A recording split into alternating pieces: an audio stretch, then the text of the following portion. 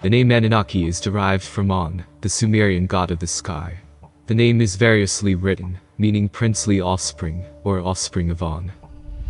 The Anunnaki are a group of deities who appear in the mythological traditions of the ancient Sumerians, Akkadians, Assyrians, and Babylonians.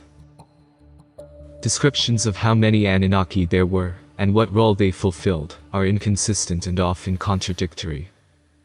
In the earliest Sumerian writings about them, which come from the post-Akkadian period, the Anunnaki are the most powerful deities in the pantheon, descendants of An and Ki, the god of the heavens, and the goddess of earth, and their primary function is to decree the fate of Sumerians. The earliest known usages of the term Anunnaki come from inscriptions written during the reign of Gudea and the 3rd dynasty of Ur. In the earliest texts, the term is applied to the most powerful and important deities in the Sumerian pantheon, the descendants of the sky god An. This group of deities included the 7 gods who rule: An, Enlil, Enki, Ninhursag, Nana, Utu, and Inannu. Anu is commonly spoken of as the Old Anu, the original chief, the king of the lower world, and the lord of spirits and demons.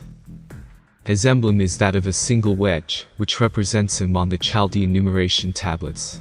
This single wedge has the numeral power of 60, and 60 appears to have been assigned to Anu as his special number. Sumerian myths say that the rights and standards of kingship to Anu descended from the central luminary An, founder of the Golden Age. In Babylonian myth, the Sumerian An appears as Anu, first in the line of gods and kings. And according to the best authorities on Babylonian astronomy, the god Anu was mysteriously linked to Saturn. The association was stated most bluntly by the renowned expert on Babylonian astronomy, Peter Jensen. Anu was Saturn. The term Anu was also in Egypt applied to the abode of the gods. It has the appearance of being the same name as the center of sun worship in ancient Egypt, Anu being the Egyptian name of Heliopolis. An was the chief god of the Anunnaki. An is Anu in Egyptian, and Anum in Akkadian. An was the creator of the gods, including the people of earth, but over time, An lost his privileged position to his son Enlil. Anu, in Assyrian mythology the first great deity of the upper triad, Anu, Elu, Rebel, and Ea, or heaven, earth, and Hades. His residence was in the upper or 7th heaven, which was called the heaven of Anu, and was symbolized by an emblem resembling a Maltese cross, which was often worn around the necks of the Chaldean kings. As the god of heaven, he was called the god of heaven, Anu the king, the great god of the world, the chief of the gods, and father Anu. The old triad of Babylonia was Na, Ea, and Mulji, which became under the great sacerdotal reform and new official religion, the union of Akkadian and Semitic, the trinity of Anu, Ea, and Bel, and these were all children of Ziku, or Zakar, the sky. Most of mythology was written under a year of 3 seasons, the time of sowing, of harvest, and of the inundation of the Egyptians, and in Babylonian, 3 gods divided the universe, Anu, Bel, and Ea. Sometimes 3 stands for the 3 dark nights of the moon, again the 3 seasons, and again the 3 elements or the 3 worlds. The 3 original seasons were spring, summer and winter, the autumn was added afterwards. In the various languages of India and abroad, the word Anu has a manifold of meanings and definitions. Some of the most noted include a measurement of time, a very small particle, an atom, a molecule, a subatom, millet or grain, a 6th part of a mode in a sunbeam, alongside, by the side of, lengthwise, in consequence of, being indicated by repetition, towards, in the direction of, near to, in orderly succession, according to, in regular order, in order of seniority, corresponding with, following with, conformable to, with regard to, towards, in respect of, afterwards, with, together with, now at this time, again, once more, and further. The climate, especially in South Babylonia, is extraordinarily warm.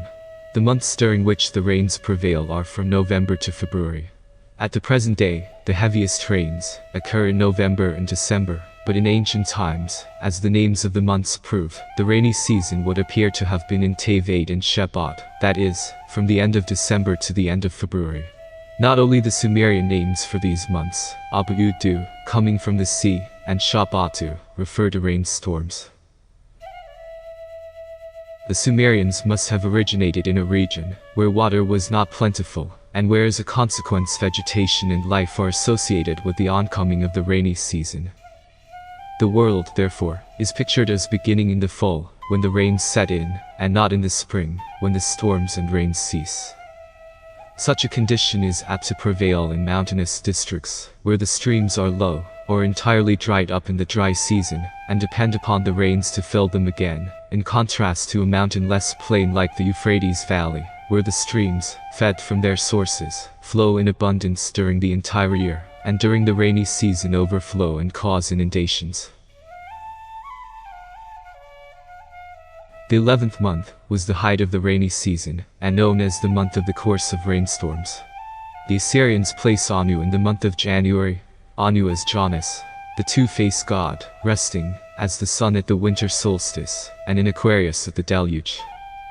This two-faced deity is usually identified as Enki or Ea's minister, Izimud or Ushmu, although, here lays a contradiction, as is often found in the Mesopotamian pantheon. Anu and Izimud may be two different deities who emphasize the same attributes of the month in question.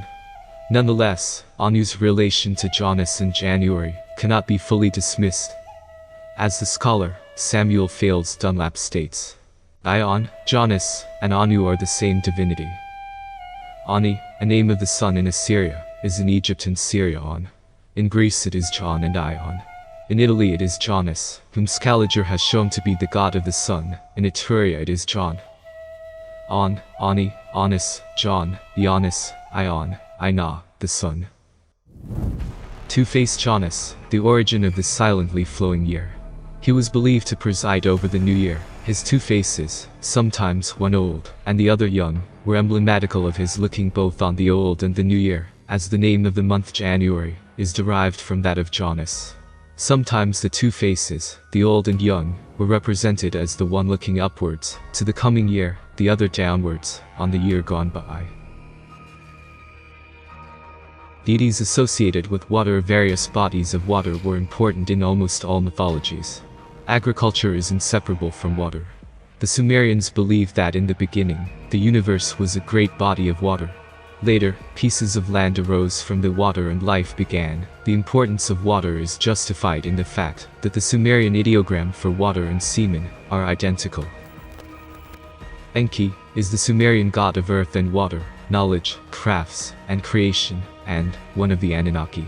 He was later known as Ea in Akkadian and Babylonian mythology. He was associated with the southern band of constellations called the Stars of Ea, but also with the constellation Ash-Shiku, the field, square of Pegasus, though his position in Capricorn will later prove certain. Beginning around the 2nd millennium BC, he was sometimes referred to in writing by the numeric ideogram for 40, occasionally referred to as his sacred number. Here we must now interject and acknowledge the traces and significance of the number 40 in the Bible, to Babylon, where 40 was the special number attributed to Enki or Ea, the god of earth and water, and where a good rainy season lasted 40 days. The 40 days and nights is a frequent refrain in the Bible. The number 40 is mentioned at least 146 times in the scriptures, and is routinely found in relation with death, destruction, penances, and water. When you investigate in Kabbalah, you discover that 40 is also the total for the Hebrew letter Mem, which was first drawn as a symbol referring to actual water. From a purely astrological viewpoint, this number is associated with the disappearance of the Pleiades for 40 days, which was already observed in ancient Babylonia. This was also the length of the rainy season, as we are reminded by the 40 days of rain that caused Noah's flood. When the Pleiades returned from their exile, the Babylonians celebrated a New Year's feast. From the 40-day disappearance of the Babylonian Pleiades, the significance of 40 was apparently derived. This 40-day period coincided with the rainy season. It was a time of fearsome storms for the sailor, a time of flood and inundation for the land dweller, a time of trial, of danger, and of exile of the beneficent stars. The return of the Pleiades was the signal for the New Year festival, in which a part of the ceremonial consisted of burning a bundle of 40 reeds, perhaps symbolical of the destruction of 40 devils who had held the Pleiades in bondage for the 40 days during which the evil spirits raged. Festival days sacred to a deity were numerous, and formed another important feature of worship, as was to be expected of an agricultural people like the ancient Babylonians. These festivals were connected originally with the seasons of the year. Curiously enough, and incidentally, Enlil's special number is 50, and has relation to calendar days.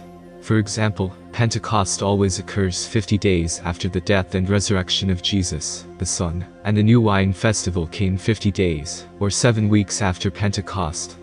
Moreover, it is known that all cross-quarter days are 40 days after the equinoxes and solstices. Given the ancient Druidic 360-day calendar, there are an observable amount of 40 and 50-day intervals. Not to mention, the Druids celebrated a festival called Beltane, which fell between the spring equinox and summer solstice, and marked the beginnings of summer. The well-read and knowledgeable will already comprehend that Bel is none other than Enlil. And thus, it should come as no surprise that the Babylonian moon god Sin, whose special number is 30, corresponds to the number of days in a given month. Enki, the Lord of the Earth, his word is unchangeable, who is better known as Ea, Lord of the Waters. Ea, the Babylonian culture god, is a water deity. The figure of Enki appears on many cylinder seals and other monuments. Seldom standing, more often seated on his throne, he wears the horned, high hat of the great gods, and often holds the rod and the ring, symbols of divine power, which in Sumerian art distinguish gods from mortals, but which are not special attributes of any one god. His special attribute is a horned animal, usually the ibex or mountain goat, which is often depicted together with a fish. On a few seals a third animal appears in Enki's presence, a bird which seems to be the eagle. Later the fish and the horned animal are contracted into one single monster, the well-known fish ram symbol of Ea, which has long been recognized as a sign of the zodiac. The name of Ea himself affords us an example of what we may find. It is sometimes expressed by an ideograph which signifies literally an antelope, Dar in Akkadian, Taraku in Assyrian, whence perhaps the biblical name of Ter. Thus we are told that Ea was called the antelope of the deep, the antelope the creator, the antelope the prince, the lusty antelope, and the ship or ark of Ea, in which his image was carried at festivals, was entitled, the ship of the divine antelope of the deep. According to Professor Sayce, the Chaldean god Ea was at times regarded rather as a gazelle than as an antelope. It was then that he was entitled the princely gazelle, the lusty gazelle, the gazelle who gives the earth, and Marduk his son, a sun god, is termed the mighty one of the gazelle god. The gazelle frequently takes the place of the goat, which was also sacred, and exalted into the zodiacal sign of Capricornus. Since Tevet, the 10th month, corresponds to the sign of Capricornus. The sign of the goat, the sea goat, was called the southern gate of the sun. Abba Adu, the Akkadian name of the 10th month, answering roughly to December. Thus, at Nunki, otherwise called Eridu, the supreme god was called Enki or Ea. As Eridu was situated on or near the sea, Ea became the great water god. The Anunnaki were angels or spirits of the great water underground, the watery abyss whence the springs and rivers flow.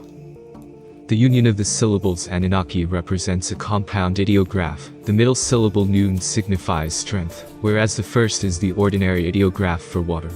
Hummel proposed to interpret the name therefore as gods of the watery habitation. Anu, the spirit of heaven, Ea, the spirit of earth, the Agigi are good angels, and the Anunnaki are evil angels. Anunnaki was the Akkadian deity called the angel of the abyss, a form of Ea. In the Semitic version, Anunnaki denotes the spirits of the lower world.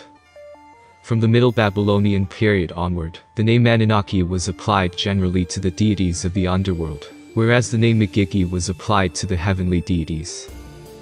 The word Anunnas signifies the master, or great one, and corresponds to the chief ones of the earth. The Anunnas, who dwelt in the realm of Molil, were called the Anunnaki, or masters of the underworld. They sat on golden thrones beside the stream of the waters of life, in a land of darkness and decay.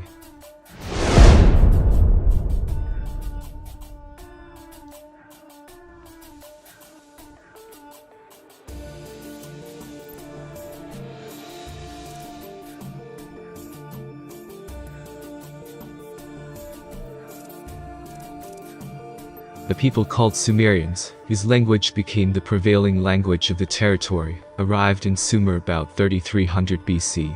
They believed in star gods, and mapped the stars, and divided a circle into units of 60. The official religion of Babylonia was thus the Baal worship of the Semites, engrafted on the animism of the Sumerians. It was further modified by the introduction of star worship.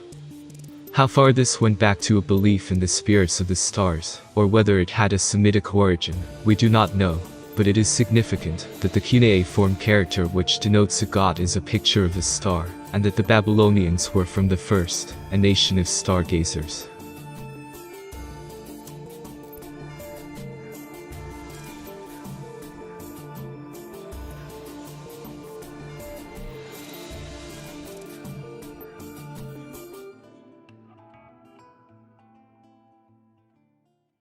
The modern era has witnessed an incredible surge in the popularity of all forms of media concerning the mythology of the ancient Mesopotamians. Fueling this ever-growing trend are the writings of a number of researchers, who propose connections between several Sumerian myth cycles, and the theory that the human race was engineered or created by a group of extraterrestrial beings. Known as ancient astronaut theory, this field is largely reliant upon the translations of cuneiform tablets supposedly made by Zechariah Sitchin, whose series of Earth Chronicles books form the foundation upon which the modern Church of the Alien Gods has been built. In the wake of the popular reception of Sitchin's books, a plethora of popular media have followed his lead in claiming that the Sumerian literature portrays the Anunnaki as a group of alien beings who descended to the Earth in flying vehicles, in space suits, or other paraphernalia. There is no such depiction of the Anunnaki in the Sumerian texts. Most of Zechariah Sitchin's writings on the Anunnaki are concocted fables. His badly translated word, Anunnaki, in fact, absolutely does not mean those who came down, or those who came from heaven to earth, as has been reverberated in the echo chambers of the ancient alien community for the past 2 decades. The term Anunnaki, in all reality, bears the definition and transliteration, the divine water chiefs of earth, who are irrefutably proven to be nothing more than those stars and constellations in, or around that southern part of the zodiac, known to the Sumerians as the watery abyss. Ninki, Sigma Sagittarii. A name of Babylonian origin, Ninki is barely the second brightest star in Sagittarius, the Archer, the constellation of the zodiac, that holds the winter solstice. Ninki of the Euphratean tablet of the 30 stars, the star of the proclamation of the sea. The sea in question refers to the area of the sky occupied by several constellations associated with water. Delphinus, the dolphin; Aquarius, the water bear; Capricornus, the sea goat; Pisces, the fish; and Piscis australis, the southern fish. It is the same space in the sky that Eratos designated as the water, perhaps another proof of the Euphratean origin of much of Greek astronomy. Ninki was associated with the city of Eridu and the Akkadian Gushi Rabba, the yoke of the sea, the patron asterism of the city. In Sumerian mythology, it was the home of Enki known as Ea in Akkadian and Babylonian myths. It is said mankind learned from the Shining Ones, they alone set things in order. The following inscription is on a fragment of a cylinder of clay, in the British Museum. It specifically titles the Igigi and/or the Anunnaki as, the Shining Ones. The Igigi bowed down their faces before him, the Anunnaki. The luster of the Shining Ones, covered with brightness. The term Shining Ones, taken in its strictest sense, should be understood as a metaphor for the stars and constellations. As Anu is mentioned as the king of the Igigi and Anunnaki, do we find Beltis as the powerful goddess of the Igigi, and the god Bel is similarly the king of all the Anunnaki. Likewise Marduk is also the great overseer and ruler of the Igigi. The rule over these spirits of the lower and upper regions seems thus not to have been the special prerogative of any one of the higher deities, but was exercised by all the higher determining deities, which, according to tablet K4629, were 7 in number. The same fragment mentions the great gods as 5 in number. The 7 Igigi seem to be confined to the upper regions, whereas the Anunnaki, as appears from the above quoted fragment, are mentioned both of heaven, 5 in number, and of the underworld. The Igigi, This, as Halavi and Guyard have recognized, is a formation of a well-known stem occurring in Babylonian, as well as in other Semitic languages, that has the meaning strong. The ideographic form of writing the name likewise designates the spears as the great chiefs.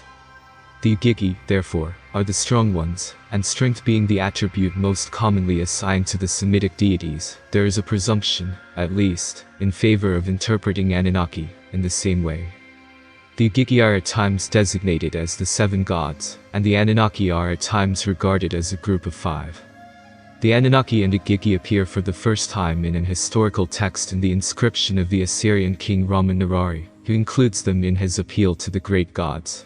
He designates the Igigi as belonging to heaven, the Anunnaki as belonging to the earth or the underworld.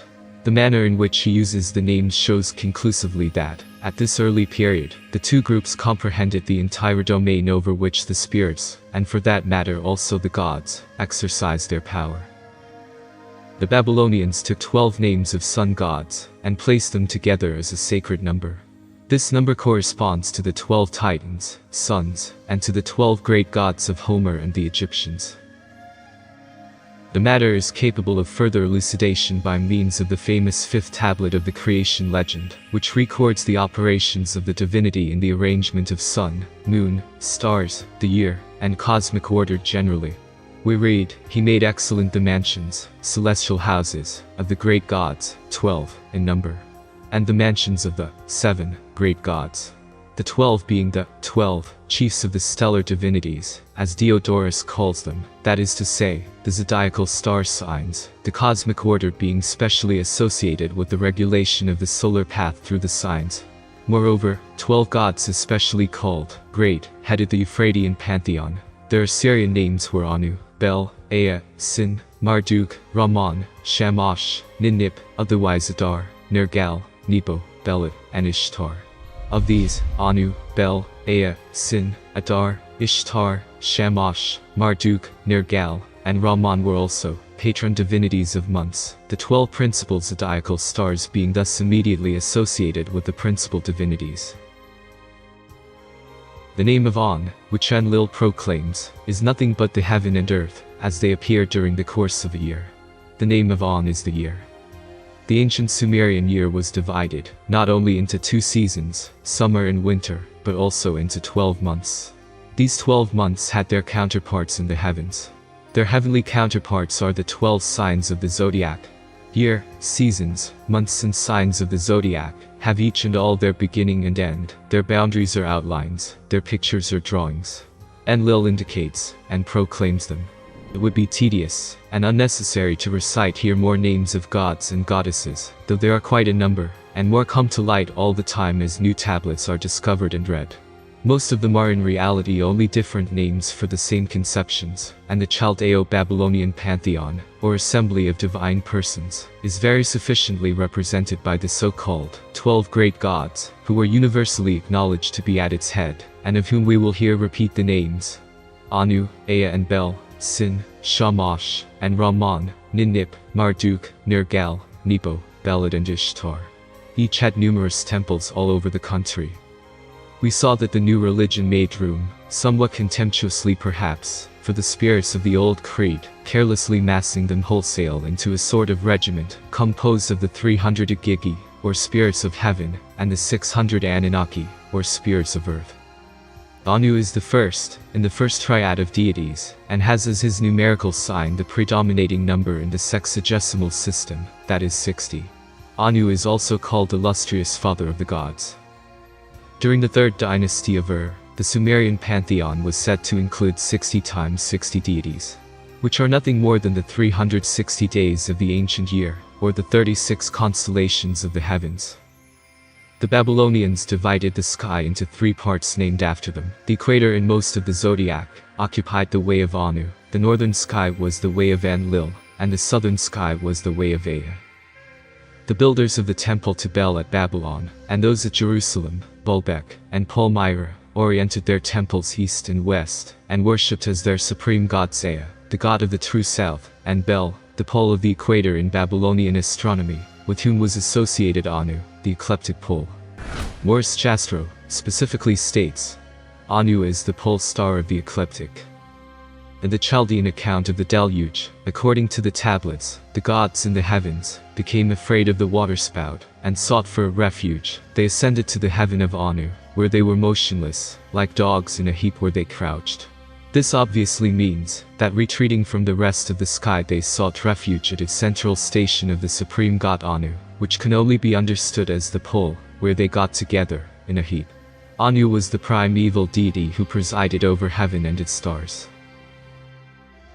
According to Dr. Churchward, the pole star is the first fixed point within a circle, not the sun, and the earliest supreme being at the head of the 7 primary stars was the god of the pole star. Therefore we claim the solar glyph of Ra to have been the ideograph of the pole star at the center of a circle. Dr. Churchward further points out that the solar glyph is the ground plan of the point, or star at the top of the cone, and connects both with the all-seeing eye of the mountaintop. Early traces of the cult of the polar star are to be found in the monuments and temples of ancient Babylonia. Their ziggurats, or tower temples, as their careful orientation shows, were used as observatories for astronomical purposes, as well as for religious worship. The following titles were given to the pole star by Babylonian astronomers: Dain Same, the judge of heaven; the star of Anu, the arbiter of heaven. Anu is the concealed, the supreme, passive deity of the Babylonian cosmogony, as Parabrahman is of the Vedanta philosophy of India, and Ein Sof, of the Hebrew Kabbalah. In the formulas for addressing the pole star the title of primitive sun occurs frequently. This title enlightens us as to the original use of the word sun, and the supreme importance accorded by the ancient astronomers to the imperial ruler of heaven. The same authority considers that the cult of Polaris, in ancient Babylonia, Assyria, became a secret one known to the initiated only, while popular worship was directed to the sun, moon, and stars, and concludes with the observation that a study of the evidence at hand on this ancient civilization shows that a primitive pole star worship existed, and still exists in the Euphratean Valley. The recovered literature covers a vast field of human interest, in science, as in astronomy and mathematics, particularly in astronomy, for the Chaldeans were famous star watchers, and had already named the stars and constellations, associating them with the deeds and mighty works of their heroes and demigods, so that the starlit sky became a picture dome, and the zodiac of Phreus to the Assyrian, reminding him of his glory or fable.